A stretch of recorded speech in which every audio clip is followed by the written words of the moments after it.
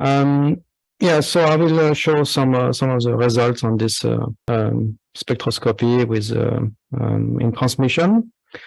So I will go a bit broad because I was not sure what would be the audience. So, but I think, yeah, at the beginning, most of the slide, I think most of the people will be familiar with. But yeah, just to set the stage.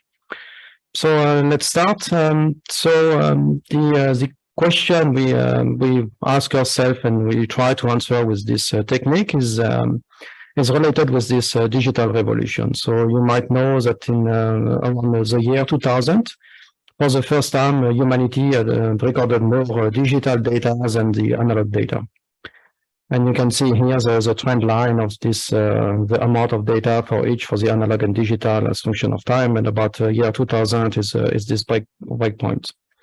And every 2.5 years, amount of digital data is actually doubling. So this by itself is becoming a problem because it's a lot of data to store, and we have to find ways also to improve our technology on storing this data.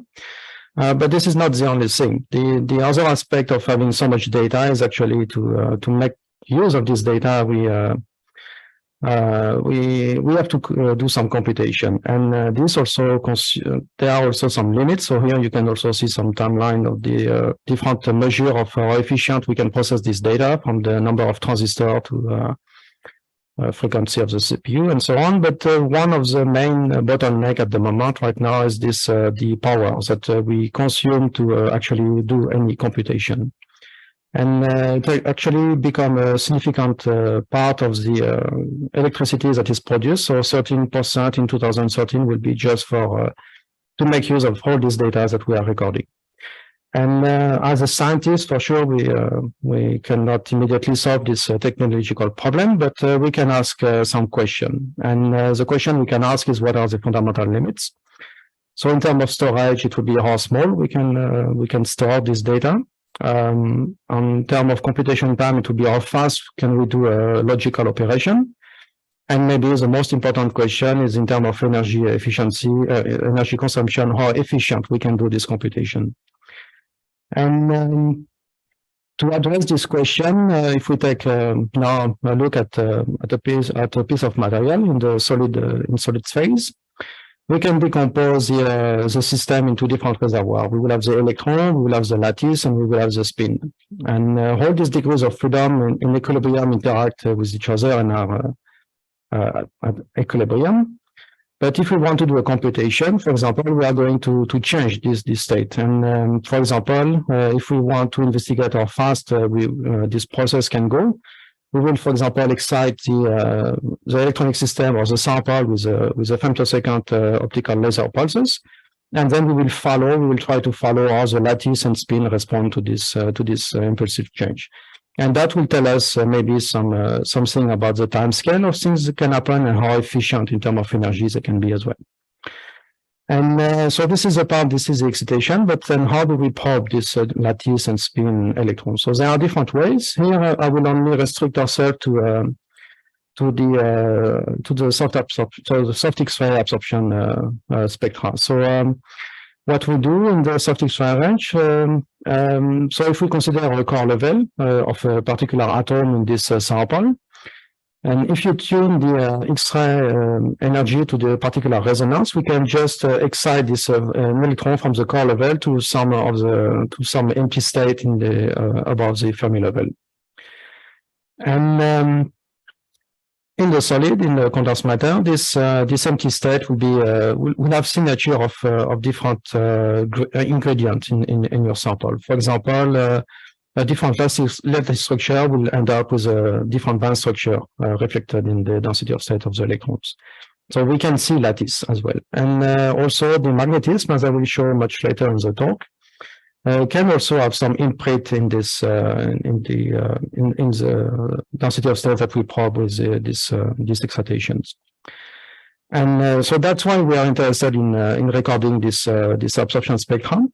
And you can maybe already have a feeling that the changes that we are aiming at will be quite small. So we have to see how we can probe this efficiently. And So X-rays are have been around for quite a while now, for about 120 years, right? With the beginning of the 20th century, the X-ray were first discovered, observed, and then 60 years later was the first was a Nobel Prize on determining the structure of the DNA with these X-rays. But all this year, the X-ray were just generated with the standard way, with this X-ray tube. It's only later that come with this synchrotron source, which I think most people here are familiar with. So these are large-scale facility where a user come and put their sample in the beam and can do a lot of investigation. And the next revolution was the implementation or demonstration that we can also have this burst of intense X-ray pulses in a FEL, in a free electron laser. And one of the paradigms that has been quite successful and produced a lot of papers is this diffract before destruction, where you can now image the crystal structure of some molecules with this just diffraction. So this is not what I will talk about. But just a few words on how we get this bright X-ray pulses. So if you are familiar with a storage ring, you know that you have this relativistic electron, which you send to an ondulator, which is just a periodic magnetic structure with alternating magnets pointing up and down. And the electron, as it travels in this magnetic structure, will generate some light, which are these X-rays. Now, if you have a long enough ondulator, the electron, the X-ray which are generated by this synchrotron radiation will start to interact with the electron, which also propagate at more or less at the same speed. And from this interaction, the electron in the bunch will start to have some preferred position, and this leads to this micro bunching, right? And this micro bunching, then so we have about one wavelength, plus I think one wavelength between these different slices of electrons, which means now that every electron in this electron bunch will coherently emit X-rays. So now the emission is not just proportional to the number of electrons, but to the square of the number of electrons. So if you have 10 to the 9, for example, electron in your bunch, in your electron bunch, immediately you gain a factor 10 to the 9 in brightness. So this is this self-amplified spontaneous emission, which we use to generate the X-rays. Now the facility I am working at, and I will present this setup and the data, is this European XFEL.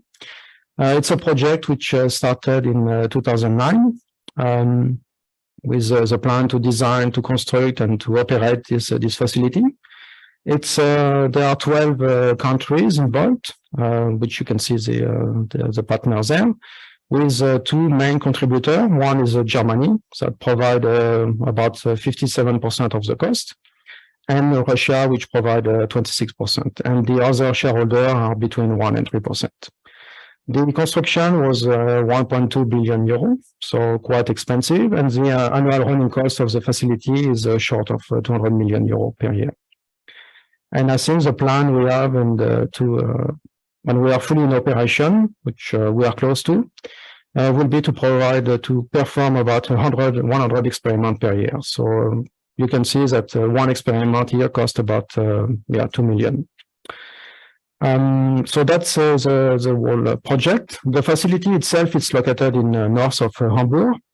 The injector is located at the DESY site, and the facility itself is about 3.4 kilometers long. And so you have injectors, and you have a superconducting linear accelerator. And then you have this long ondulator hall. And then in Schönefeld, so 3 kilometers from the source, we have where the experiment takes place, where the end station are. And you can see that there is like a fan of different lines, and this is because multiple experiments can work in parallel here. So in total, we have 6 end station or instrument, and 3 of them can work in parallel. So we have these 3 SASE 1, 2, and 3. SASE 1 and 2 are for these hard X-ray branches. SASE 3 is the only soft X-ray branches. going somewhere between copper edge, carbon edge to about 3 keV. And at this Sather branch, there are two instruments that work in alternating weeks. One is SQS, small quantum system, and one is SCS, this spectroscopy and coherent scattering, where I am working and where we will look into more detail. So this Sather tree beams transport now look like this. So we have the ondulator.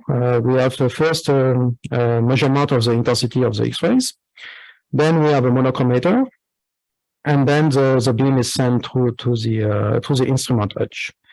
What is important also is the pattern, the bunch pattern that we have at the European X-ray. So we have this burst mode. So X-ray come at 10 Hertz, and within this, at every 10 Hertz, there is a burst of X-rays up to 2,700 pulses. But these electron bunches are shared between the different Sather. So usually we have the front, which go to Sather 2, and then the back. So we have a 600 microsecond long time window. And the first bunches go to Sather 2, and the back go to alternating Sather 1, Sather 3. And so most of the time now we run in this interlude mode with a base frequency of 2.2 megahertz. So we have bunches coming at 1.1 megahertz, and we have typically up to 400 pulses in this burst, same coming at 10 hertz. So the SCS is operating 3 different end stations. The first one, which operates since 2018, is this FFT, which is for forward scattering experiment. Then we have this chemistry chamber with a liquid jet, and we have this X-ray diffraction chamber for diffraction and reflectivity experiment. If you are interested in details of this, of all these different end stations and what is achievable, not just in terms of the spectroscopy, which I will show, but also scattering and so on, we have this instrument review paper because it's 5 years we are in operation, and we have a detailed report on everything we have done and what also we are thinking of the future and how we will upgrade. And this report is public now, so you can find it. So in the edge, in the SCS edge, the instruments look like this. So the FEL comes in. In our case, it will already be monochromatized. And the first part is we have an additional gas monitor detector to get a first measure of the intensity of the X-rays which are coming in. And this detector can work up to at 4.5 megahertz, but detect only X-ray pulses above 100 nanojoule. Then we have a bendable mirror so that we can adjust the focus of the X-rays at the interaction point on the end station. Then we have a laser uncoupling chamber to couple the optical pump, which can be mostly 800 nanometer or 1030 nanometer with 15 to 300 femtosecond pulse lengths and up to 2 millijoule. And then we have also additional, we have OPS, and we can do also frequency conversion to other wavelengths if needed. And then we have this forward scattering chamber, which contain a load lock, so we can exchange sample in vacuum without breaking the vacuum. This sample scanner can operate, can move to a new position at 10 Hertz, so every burst of X-rays can come on a different target in principle. And the samples are mounted on the standard cards, so we can have a fast exchange of the samples. And in addition, we also have this electromagnet, which we can insert in the beam and have 0.35 Tesla along the beam. And then we have a detector downstream, which is this large DSSC detector. So I have a slide later on to describe this detector. So for now, it's just here to let you know. And then after the DSSC, we can also have a transmission monitor detector, which is just a diamond plate, and then we can collect the fluorescence with the MCPs. And already, just by using this gas monitor detector and this transmission monitor, we can already do some time result spectroscopy. Here is shown one example. You can find this article in the archive already. This was some investigation on this terbium compound of the transient XAS upon optical excitation. And but so there is one advantage in this setup is that it can work in parallel to a scattering experiment. But there is one disadvantage is that the sensitivity is not so great. So single shot SNR, so signal over noise ratio on single shot can be maybe a bit about 20. And in the next setup I will show you, which I will discuss in detail, we get about 10 times more.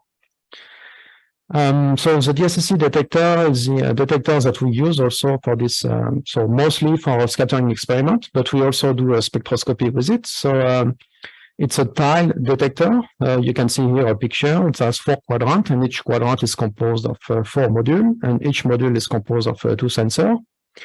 It has hexagonal pixel. It has 1 million pixel. The pixels are about 200 by 230 microns, so they are not so small, but also not too large. It can record data full frame at 4.5 megahertz during the burst, so it's a very fast detector. In fact, it's the fastest available detector right now for the soft X-ray that can work at this high repetition rate. And the quadrant can be moved. Here you see a picture of some diffraction patterns that we use for alignment of the detector. And there are here some results that from user experiment using this detector for a scattering experiment, which I will not go into detail, but if you are interested, you can also find this reference here. So now we go to the setup that we use for this absorption spectroscopy. So this is a very simple schematic, but it has all the key ingredients. So we have this ondulator, which produces this Sazer pulses. Then we have this monochromator, as we discussed before. So we now collect only monochromatized X-rays. And then what we do here, we send them on diffractive optics in transmission. So it's actually a combined zone plate plus a grating. And there are 2 components, right? One is the grating, one is the zone plate. So the grating, the idea of the grating is just to split the beam to create three beams from the incoming one. And this 3 beam will then propagate to 3 different parts of the sample. So we work in transmission with the soft X-ray. So all our samples are on thin membranes, X-ray transparent membranes. And then we use the DSSC to record these beams. And from these 3 beams, we can get we gain this reference, so we can actually measure the I0. So using the DSSC, we can record with up to this 4.5 megahertz. And the zone plate, the idea of the zone plate is to focus the beam just before the sample. One, because we don't want a large footprint of the X-ray probe on the sample, because eventually we also want to pump the sample with the optical laser. And also, we want to expand the beam as much as possible on the sensor downstream. And the idea is that if we eliminate a lot of pixels, we can collect a lot of photons while retaining maybe, the single sensitivity photon counting of each pixel. And then to do, for example, if we want to record a spectra, then we have to synchronize the energy that we select with the mono with the energy that is produced by the ondulator. And since these diffractive optics are energy dependent, we also have to adjust the positioning of the zone plate as function of the energy. And we do this with the 2 different control systems that we have. One is Dux for the machine, and one is this Caribou for the on the European X-ray side. And with this scheme, with this 3 beam, we can in one X-ray shot actually measure 3 information. Because if we compare this, so the middle membrane has no sample, it's just a substrate, and on the 2 sides we have, for example, the sample of interest. And so by measuring the middle membrane and the side membrane, which is not excited, we can record the unpopped spectra of a sample. If we now compare these 2, the one which is excited and the substrate, we can get directly the excited spectra. And then if we make the comparison between the sample unexcited and sample excited, we immediately get the change induced by the optical pump in this case. And all this come in at the same time in parallel. And in addition, we have the possibility in principle to scan at 10 Hertz. So this scheme is still compatible with measuring on the different membrane with every shot of the FEL. And as I will show you later, we can get with this scheme a sensitivity of a single shot of about 250. And we have made about 10 user experiments with this scheme already. And more detail, I mean, complete detail can be found in this publication at the bottom here. So for the zone plate propagation, to understand a little better how they work. So here, if I show you, this is just this one here is just a simple off-axis zone plate. The idea of having an off-axis zone plate and not an on-axis zone plate is actually to separate the different zone plate order, right? So you always have the, for example, the zero order of the zone plate, which will be on focus, so direct transmission of the beam. And the first order will be the one which is focused, and the -1, for example, will be the one which is defocused. And if you don't use off-axis zone plates, then all this order will overlap on the camera, and we don't want this, because this first order is the one which will propagate through the sample and be of interest. So this is the one which we want to select, and we don't want to see the other order. So that's why we use this off-axis zone plate. And then to create this different beam in the lateral direction, then we induce a grating. And the first way to induce a grating is just to have an inversion of the zone plate pattern. And then if you change the duty cycle between these two patterns, then you can control the intensity between the zero order and the ±1 order, which is important because ideally we want to have the same intensity on the detector.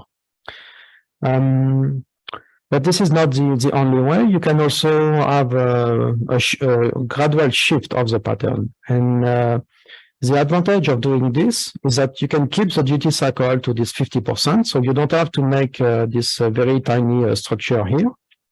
You can keep the duty cycle to 50%. And you also have a complete control over the intensity ratio between the zero order and the ± first order. And here is shown the result of changing the shift between the two patterns.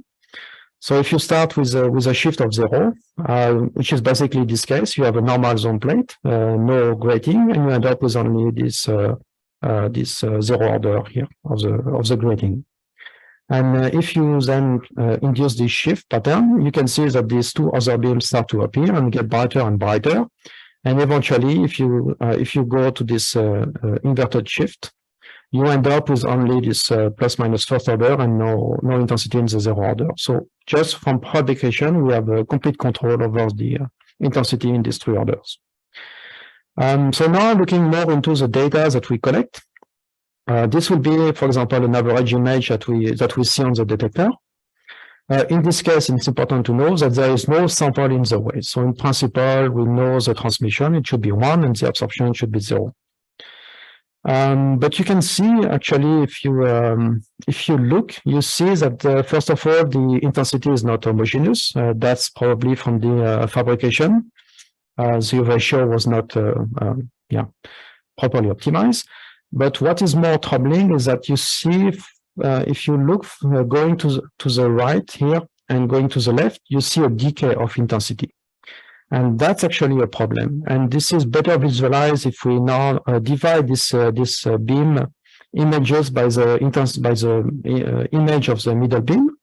So for the middle beam, it's 1 everywhere, right, by definition. But here now you see on the left and on the right for this plus and minus first order, you see that there is a gradient. And it's a mirror. It's kind of a mirror on the left and on the right. And actually, this breaks the normalization. Because if you can imagine now for a moment that you have a smaller beam than the larger ones that you see, right? For example, the intensity will be located in this corner here. The ratio that you will measure here will be close to 1, right?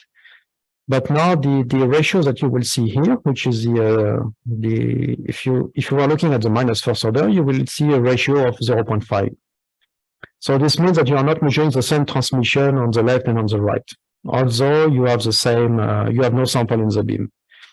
So this is a problem that it's simple to solve. You just derive a normalization, so which is this gray image, right? And with this normalization, then we can normalize this data. And now you see that in fact, yes, you can recognize that you have 3 times the same beam and with the same intensity profile. And if we now plot the data as we would process them, so we are only at the end interested in the intensity of this beam, right? So we sum all the intensity in this ROIs, and then what we can do, we can compute the ratio, for example, between the minus first order and the 0 order, and ideally this should be 1, right? Except the noise, which we can characterize in this way as well. But you see here, if I plot this ratio minus first over first as function of the intensity in the 0 order, you see that the data are quite dispersed. Just for information, the data in blue are the one which we keep for the final analysis, while the data in red are the one where at least 1 pixel is saturated in the image. So in principle, we don't have a good measure of the intensity, so we drop this all the points which are red. So this is the data that we would collect if we apply no correction at all, and it's quite noisy. Now, if we apply this correction, which we call the flat field correction, you end up with this type of data. You see that now the noise is greatly reduced, and now you see something else. You see that also now the response of our measurement is somewhat nonlinear, right? You see that the transmissions that we measure is actually dependent on the incoming X-rays. And that's the next problem that we have to solve. And here, what we assume is that for some reason, the DSSC is not completely linear, but there is a small amount of nonlinearity. And moreover, this amount of nonlinearity is pixel independent. So everywhere, every pixel behaves the same, and all of them has the exact same amount of nonlinearity. This nonlinearity can be described with a function, so a deviation from the ideal case. So a perfect detector will have a 0 line here. So this is for each pixel, the value can go from 0 to 511. So DSSC digitized on 9 bits. Since we were running at 4.5 megahertz here, there is a cutoff at half of this, so it's about 280. Because the detector doesn't have time to digitize higher charges, but this can be taken care of. So we have a cutoff here. And so this is only the pixel or the values that we are recording from the DSSC. And then as function of this, the intensity on each of these pixels, then we can apply this correction function, which is basically a stepwise function divided on a certain number of intervals. I think it's 80. And to compute this correction, we actually look at the overall listener and try to maximize it while keeping this correction as small as possible. And this is the function we end up with. You can see that it's small because, for example, for a value of 100, you can see that the correction is less than 1, so it's less than 1%. So the DSSC is very linear, but there's still a small amount of nonlinearity that we can identify. And now if we apply this nonlinear correction to compensate for this nonlinearity of the detector, we end up now with this data, which are very nicely dispersed. You see this typical figures that it narrows down because we count more and more photons. So the uncertainty of our measurement goes down with the square root of the number of photons. And we end up with a single shot SNR, in this case of about 400. And we can plot the data versus the ideal case, this shot noise limit, right? The shot noise limit will be this red curve. So this is a function of the incoming intensity in the 0 order. In the ideal case, we will be limited by this red line. And then we can see the different for the row, after doing flat field correction and after doing nonlinear correction, how close we are to this shot noise limit. And we see that there is a large improvement with this flat field correction. Between flat field and nonlinear, there is not so much improvement. That's because the way this is plotted here, because I only look for this is just a technical thing, but we are getting very close to this shot noise limit, and that's a good message, because this means we can do a certain type of experiment. For example, if we do this type of one dense matter, when you shoot your sample with so much power that it blows up. This is inherently some single shot experiment, and then you want to get out as much as possible from every photon you can collect. So that's good for this. That's also good for a sample which show phase transition, because usually they don't recover within the short burst of FELs that we have. So most of these experiments here are done at 10 Hertz. So you also want to do the osmosis with the data you can collect. And of course, the most interesting sample usually are something very dilute, which are difficult to measure. And again, you want a high sensitivity. And also, if your sample eventually get damaged with just by X-rays, this is also something you want to optimize. So for all these cases, this is you want to make the best use of the photon you can collect. And here is an example of spectra that we have collected later on. This is in nickel oxide. This is a long spectra, this nickel L3, L2 edges. Here you see the static spectra on pump, and here you see the transient spectra after action of an optical pump at 266 nanometer with 5 millijoule per square centimeter. Time delay was fixed at 1 picosecond. And you can see how the spectra evolve with a different level of correction. So you see that rho is already quite good, but when we apply this additional correction, we really bring the noise down, and we can see very fine features and oscillation in this transient XAS. What is shown here is only 30 minutes of data. We have only 18 X-ray pulses per train with an effective repetition rate during the burst of 56 kilohertz. And this spectra are composed with bin of 100 millieV. And at the end, the amount of data we collect here is about 6 seconds per bin, so it's quite fast. And we end up with a noise level in the 10 to the minus 4, which is necessary to see this very fine detail in the transient XAS. So I will not go more into detail of this of what we can learn from this transient XAS. I have an example later on where on another type of sample where we can have more discussion. Loic, if you can pause for just a moment, there's a few questions. All right, sure. So Yields, do you want to start with the question? Yeah, so the calibration correction you do you have to do it for like every photon energy, or do you have to do it kind of once and then you know your detector responses? Yeah, so that's a good question. We usually do it at once at a particular pre-edge or at the edge, or we don't expect that there is too much difference as function of energy by changing for this 30 eV, for example. But there is one thing that changes is in this flat field correction, because in principle the beams are moving on the detector slightly because the zone plate is energy dependent.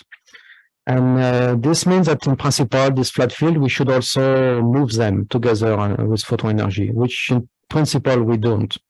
And you can see that this leads to this, I don't know if you see, but there is a small deviation from the zero line of this transient XAS. And this is a result of this, of the fact that this correction is not ideal in these cases. So we end up with this slope, which in principle we can remove by just taking some data, taking a spectra with no sample, and then we can characterize the slope and remove it from the data with sample. But in principle, the nonlinear correction, I think we don't expect that it depends so much on the photon energy.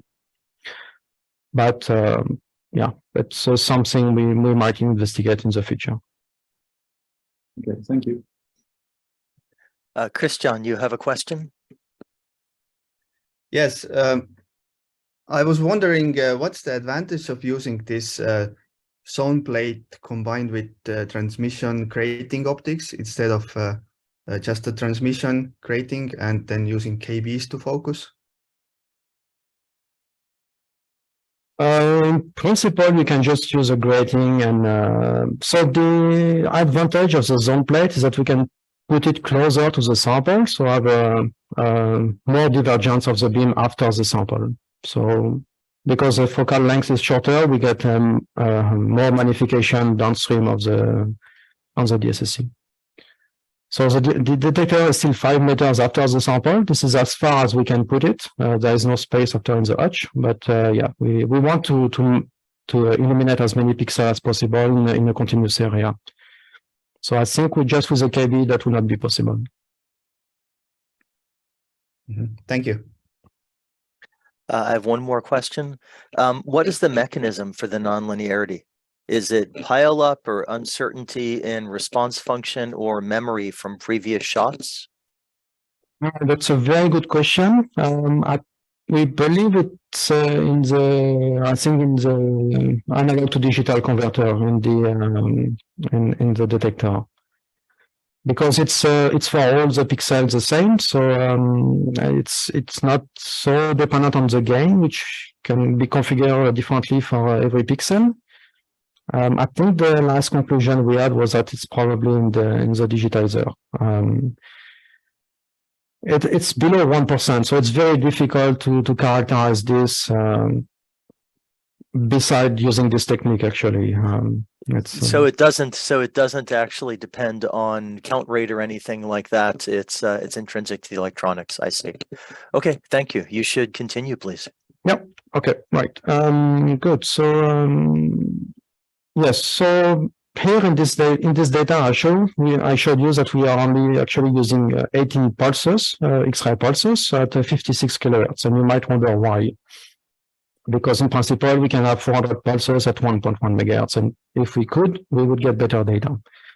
The issue is shown here. So here now this is it's a nickel sample, a metallic one. And here I showed I showed the transient XAS also, which we measure. In this case, we had 32 pulses at a higher rep rate, 4 times higher. And here the data are separated in pulses during the train. So you have the first 8 pulses, and you have the next 8 pulses. Sorry. Then the next 8-1, and then the next 8-1. And you can see that the change we observe is not the same, right? It's actually increasing. And the reason for this is that as we pump and we excite the sample with the optical laser, actually some heat remains.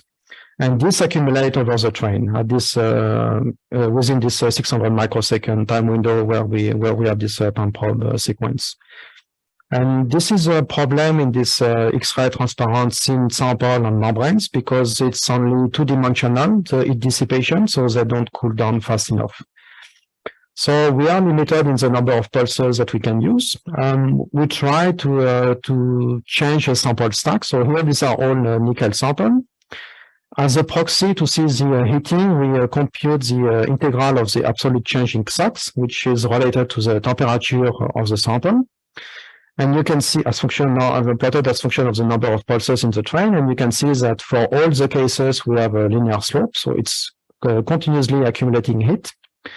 And what we vary here is the sample stack. So we have some silicon nitride membranes, and we have with a copper heat sink. Then we also had silicon membrane, and we had some CVD diamond membranes. And there is a clear loser here is this silicon cases, because here we had actually to divide the fluence by 2 because the sample were getting damaged compared to the other cases. And you can see that there is a very strong slope. So the heat is really accumulating in this structure. But for the others, the slope is more or less similar. What you gain in some case in these 2 upper cases is that you can gain a high initial absorption for the first pulses. So it means you effectively more efficiently hit the sample. But you still accumulate heat over the train. So that's why in most cases now we are limited to 10 to 20 pulses at this 56 kilohertz, which seems a compromise between the number of pulses we can use and the heatings that we observe. So that's why most of the experiment we have done, we don't have many pulses. And so now let's talk about limits. What can we measure and what can we not measure with this scheme? And yeah, where are the limits? So can we actually get more photons? Not so easily. So let's say we have here what is shown is the X-ray fluence that we have on the sample as function of the spot size of the X-rays and the number of photons in the shot. And I showed you that we have 10 to the 6 to 10 to the 7 in this other example. So we are in this area. And the X-ray spot size, I mean, we can vary it. We can go very close to the focus, but then it limits the number of photons we can use without going to a nonlinear regime. So we typically have maybe 20 by 20 micron or so, which is about some 100 to 1,000 square micrometer. So we are in this area, and you see that the fluence then is around 0.1 millijoule per square centimeter, which is maybe 10 times smaller than the optical fluence that you want to use to excite your sample. So you are close to the regime where the probe is not really a probe anymore. So we can't really get so easily more photons. So the only option would be to go to higher rep rate, but as I show on solid sample, we are quite limited in the rep rate. I will show later that we can do some experiment in liquid jets where we can refresh the sample and have no issue. Maybe in the future we get an upgrade of the facilities that we can run in some quasi-continuous mode. That would be ideal. Some 10 to 100 kilowatts would be perfect. But this is in the far future. It's not for now. So in principle, this is what we have, and there is no easy way out. In terms of sensitivity, this is maybe a complicated table to go through, but let's say the sensitivity, we can go down to an iron monolayer, recording a transient XAS on an iron monolayer. I think this we can do. We did some experiment with a similar signal level. This works. What would not be possible if, for example, if you have a layer of a large molecule on the surface with only some few atoms of interesting atoms per molecule, then the signal will probably be too small.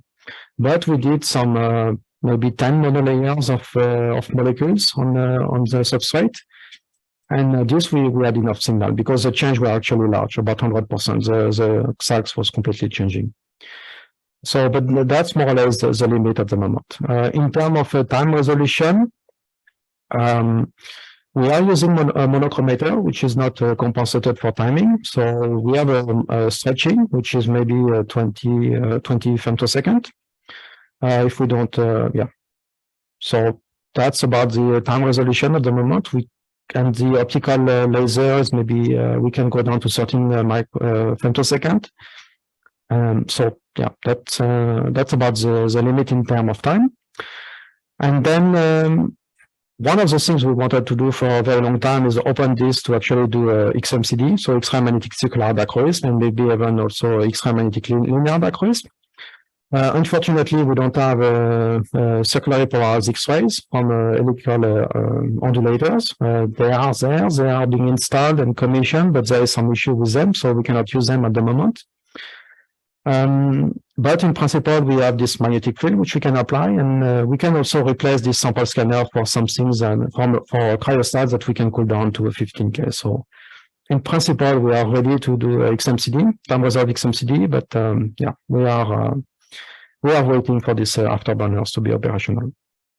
And then some few more words, right? So since the beam are fixed at a fixed position, right, it's important to know how to design the sample. So we provide some calculator for this, which you can find on the web and launch also with a binder.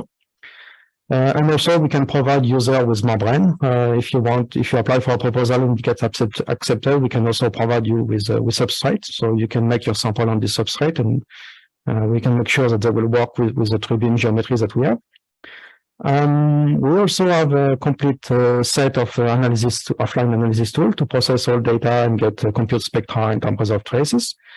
We also did some improvement on this characterization run, which we are taking quite a long, right? Fitting this nonlinearity was taking about 8 hours of calculation on a cluster. Now it's down to maybe 30 minutes. So with GPU acceleration, so it's a great development.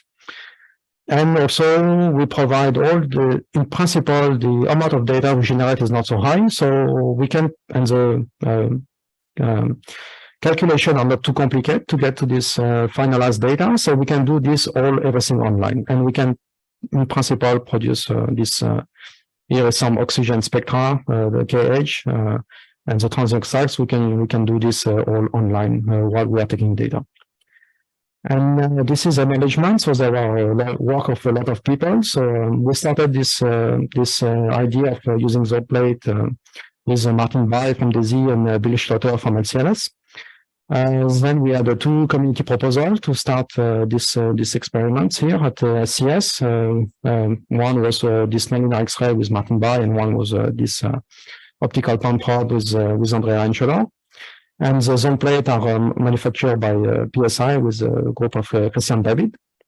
And then we had a lot of support from the SCS experimental team and from the DSSC consortium, right, to build this detector and make it operational, and also some from data analysis and sample delivery and so on. And yeah, so with that, I was ready for questions. We can take another break.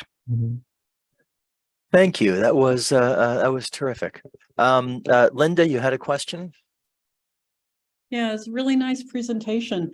What I'm wondering about is, what is your laser X-ray jitter if you wanted to go to these, higher time resolution experiments? Yes, that's a very good question. So at the moment, we don't have optical laser optical X-ray cross correlator. We have some monitor of the arrival time of the electron bunch, which we can use to compensate for some of the time jitter, but it's not everything. So actually, maybe in a month from now, we have 2 weeks of beam time to work on this establishing a cross correlator that hopefully can work as well with this technique. We have good hopes, but it's not also so simple to make something general that can work with every experiment. So we have to see. This is something we are working on, yes. I think at the moment you can get 50 femtosecond time resolution. So typically free running, you get about 50 femtoseconds. Yeah. It's been measured at some other beamline, perhaps. Sorry? So saying free running, you can get 50 femtoseconds. Is that what you're saying? Yes, I think, yeah, below 50, it is getting, yeah. So, yeah, 50 for, I think we can get, yes. That's very good. Very impressive. Thank you. Mm-hmm. And Marie, you have a question? Yes. Thanks for this nice talk, and this looks really cool. What are your thoughts on being able to apply this method to liquid jets? Yes, I have some more slides actually just for this. We have done it a month ago, and I can show you some early results. It's working and it's open for proposal. Nice. Do you want to take a minute and show that now? I apologize, I've lost track. Have you concluded and those are some? No, actually, it's too long. So I think I can skip the second part and we can go to the final part where I show the liquid jet. Yes. Okay, why don't we do that then? Yes. Yeah, sure. So sorry, I put too many things. So it's not too long. This is some overview of different experiments we have done. So this was this nonlinear X-ray with this zone plate. So the idea here is that we can also do some nonlinear physics with the zone plate by going at the focus of the zone plate. Here you can reach, in this case, we were having 60 millijoule per square centimeter of X-rays. And this is nice because you don't have a lot of X-ray on the zone plate. It's only at the very tight focus of the zone plate that you get this high frequency. So it's only at this part that the response is becoming nonlinear. So this is done. This is on the archive. You can find it. Then this the first time resolved XAS on nickel is also on the archive. So I will not go through detail. And then another things we did is we investigated also this single crystal, and to make them X-ray transparent, we actually cut a small lamella. I think the dimension here is about 20 by 20 microns. So if we have a 10 micron X-ray beam going through this lamella, we can actually we did actually record a time resolved XAS on this lamella. This is working nicely. It's difficult to make this lamella, but if we can make the lamella, it's working nicely. And this is a way to actually also investigate single crystal, right? Because all what I've shown otherwise is this amorphous sample, right? Right, and so I'm sorry, I will skip all this. This was one case to go more into detail of the physics that we can see in this transient sacs, but I will skip all this. And we can go to the liquid jet, which we have done in months ago. This is a setup. So now we changed slightly the type of zone plates. They are elliptical because we want to have a different horizontal and vertical focus. And the idea is to have a line focus at the jet. And with a line focus, then we can refresh the jet fast enough that we can and excite it with the optical laser fast enough that we measure on the fresh jet all the time. With this now high repetition rate of 1.1 megahertz with 400 pulses in the train. You can see here the image that we observed on the DSSC. You can already realize that they are much smaller than what we saw on solid.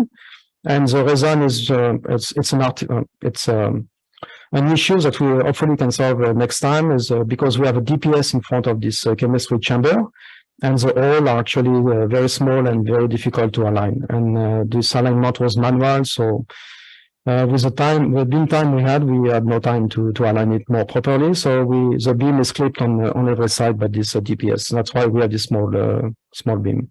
But even in this case, it worked. So I will not maybe go too much into detail. I think if people are interested, they are familiar with what they can measure on liquid. But basically, you have some molecule, you can photo-excite them, and they go to a different path.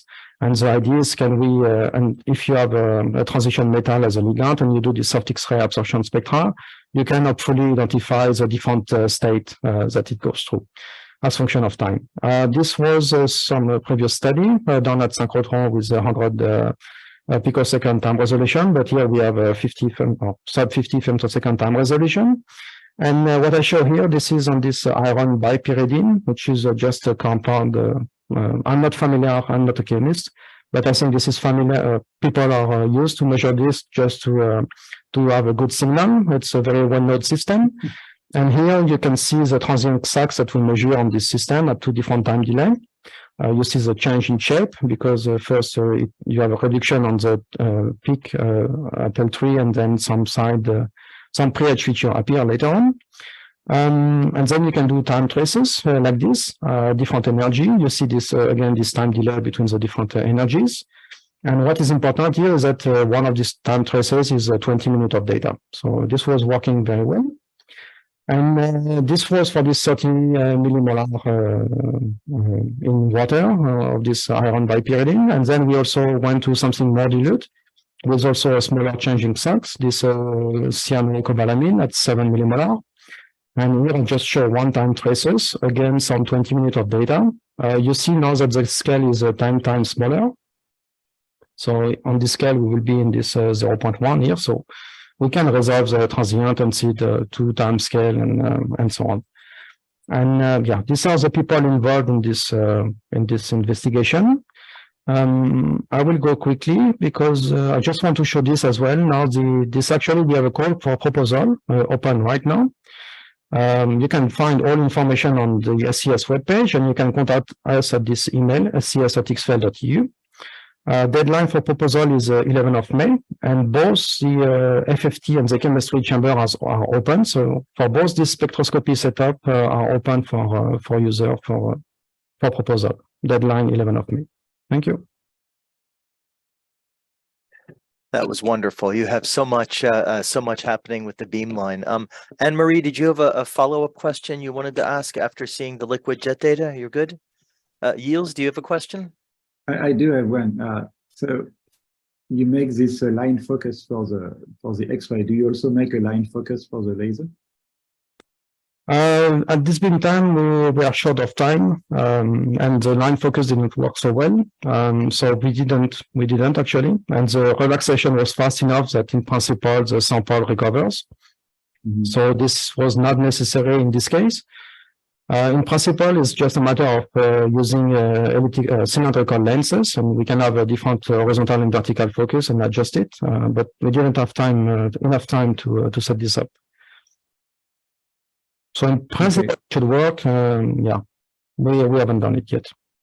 Just to confirm, it looks like you're using the central beam to do the time resolve. Right, yes, yes. They're really identical. They're sort of identical once you normalize. Yeah. When you do your flat field correction, we can use either one.